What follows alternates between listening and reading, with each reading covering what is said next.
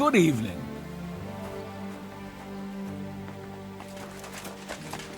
Henry, how you doing? You know how it goes. It could always be worse. I've got this feeling the worst is still ahead of us. Same here. Trouble's coming from all sides. We'll see how it turns out. Anyway, sir, I don't mean to be rude, but I doubt you just want to ask how I'm doing. No. You're right. Let me get to the point. I need help with something, but I have no one to ask, even though I know you have a lot on your plate.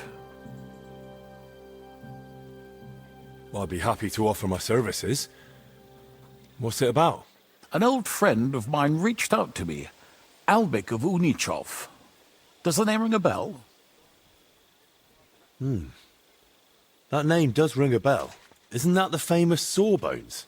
Physician would be the more accurate term, but even that barely does him justice. He's one of the greatest scholars of our age, and also King Wenceslas' personal physician. It's whispered at court that the king has fallen seriously ill while imprisoned in Vienna. Sigismund focuses on plundering his kingdom, and Wenceslas's health hardly seems to concern him, does it? Maybe.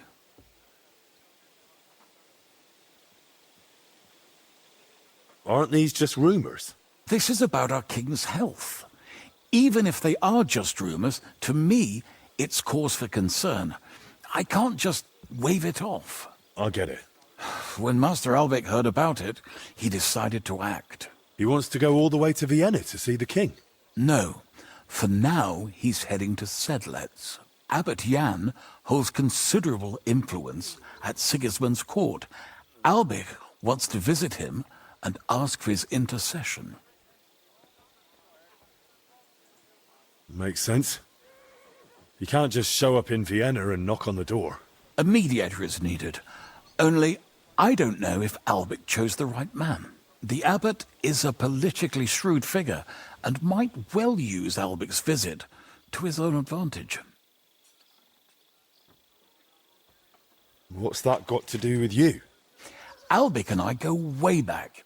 He's been living over the Alps for a few years, studying at the university in Padua. As soon as I heard about Wenceslas, I asked him to come back. It's a serious matter, and when it comes to the king's health, he's the best there is. But I didn't expect him to act so rashly.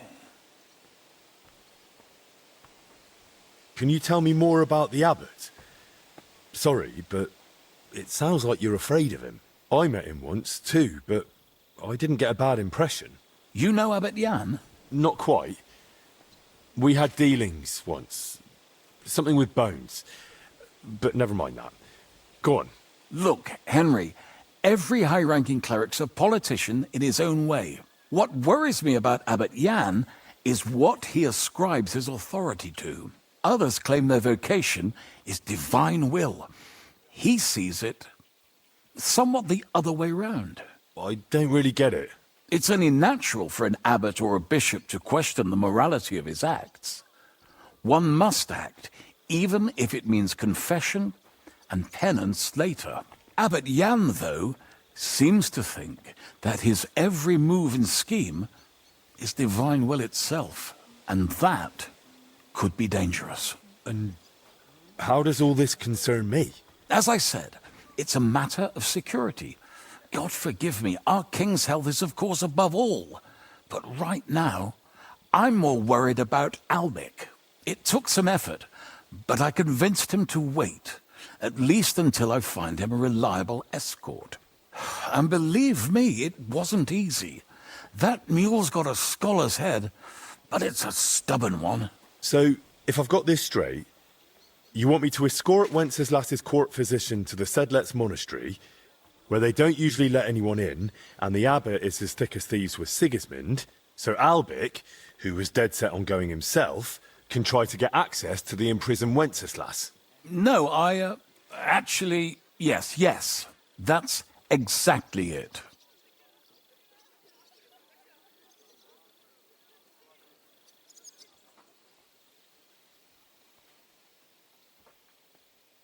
All right, I'll go with Albik. Last time I was at the monastery, it was, quite an experience. Experience? That's a long story. So what do you want me to do? Stop by and talk to Albic. Then decide for yourself. I meant to host him here, but he'd probably be bored out of his mind. He lodged in the meantime in Kuttenberg, at the tarmac with an apothecary. I think his name's Talbot. Give this letter to Albic, so he'll know I sent you personally. Tarmark, apothecary. All right, I'll go find him. Good luck. I'll be in your debt.